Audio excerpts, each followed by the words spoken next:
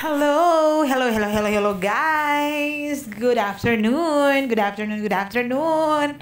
Kumusta po kayong lahat? Ayan, maulan ngayon. Kaya, nako, para masarap talaga ngayon maghiga-higa at manood, mag-scroll sa Twitter, YouTube, at sa Facebook sa mga naganap sa concert ni Belle. Grabe to the highest level. Diyos ko.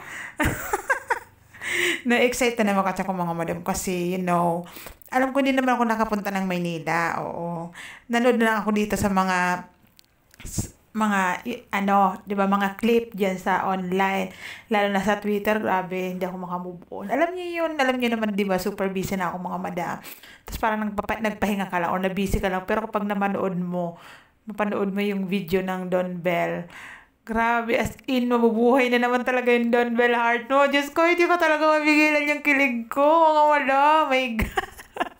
Ang saya-saya ko, parang naluluha ako kasi 'di ba yung nakita yung mga naganap doon, yung nagsayaw sila ni Donis sa si Belle. Alam mo yung nagpo-perform sila, pero yung kitang-kita mo yung sayang nilang dalawa habang ginagawa nila yun. 'Di ba mga madam? Yun yung pinaka-importante doon kasi nakakapagpasaya na sila. Masaya pa sila. 'Di ba parang hindi mo talaga makita ng pagod sila Belle sa kasi Donnie. Kasi 'di ba grabe yung preparation, tapos grabe yung mga performance na ni Belle. As in to the highest level na level up ng masyado yung ano niya, 'di ba? Nag-level up yung mga performance niya doon compare sa mga mas nauna. Alam mo yung kilig na tayo ng mga unang mga concert, 'di ba? Tapos meron pang mga ano, mas ano pa doon. Meron pa mga ginawang, mga grabe, basta alam ko napanood nyo na yung mga clips na yun. Parang kahit mga konti pa lang yung mga part lang, mga highlights lang yung mga napapanood ko. Sobrang nakakatuwa kasi until now, 'di ba, ilang taon na yung Don Bell. Tapos yung mga fans, yung iba nagpahinga lang kagaya sa akin. Na sobrang na busy lang, pero nandyan pa rin, 'di ba? Wag may mga ganyang, lalo na pag may mga ganyang concert, talagang full support, sold out, as in. Kaya talagang sobrang swerte nila doon sa kanila Bell, sa kanilang mga fans, lalo na diyan sa mga ninang ko, yung mga madam ko niyan sa Don Bell National, na talaga namang to the highest level yung effort, 'di ba, time and money, pero parang wala lang sa kanila yung nga, kahit ganoon mahal yung mga tickets para lang ma-support yung project, ayun yung concert ni Belle, 'di ba? Para sa kanila yun, parang kahit na gaano yung kapagod, ka-effort mo, sulit pa rin yung, lalo na kapag nakasama mo sila doon, isa ka sila Belle. Ay, nako.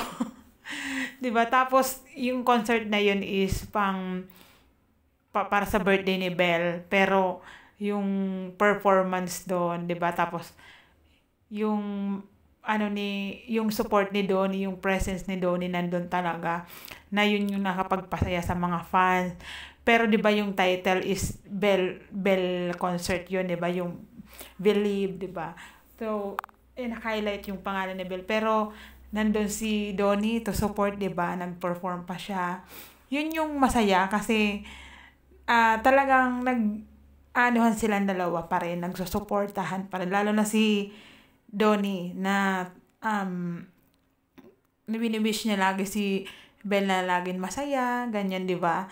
Tapos yung mga ginagawa niya since nung una is consistent pa rin siya, 'di ba? Yung sa pagbigay ng flowers, 'di ba, ng message, nakakatuwa talaga. Tapos parang super comfortable na talaga sila sa isa't isa, no? 'Di ba? Nag-share pa nga gusto pa nga i-share ni Donnie yung bottled water niya kay Belle, 'di ba? Yun yung mga, alam mo, yung mas nakakakilig talaga pa din yung mga makikita mo yung mga simple actions ni Donnie para kay Belle, na parang hindi natin masyado napapansin. Pero napapansin natin. Hindi napapansin, pero napapansin natin. Kasi di ba alam mo naman yung mga bula, talagang mga investigador yan. Lahat ng kahit kakonti-konting mga detalye ay talagang tumatatak yan sa atin, di ba? Kasi ganun nga, um, yung mga actions ni Donnie, yun yung mas alam mo yun, yung parang lagi siya nagbibigay ng value kay Belle, 'di ba?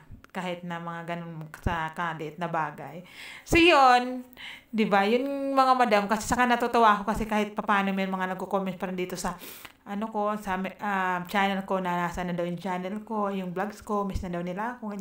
Thank you pa rin po kahit na hindi na ako nagbo-vlog, naalala niyo pa rin akong komentan.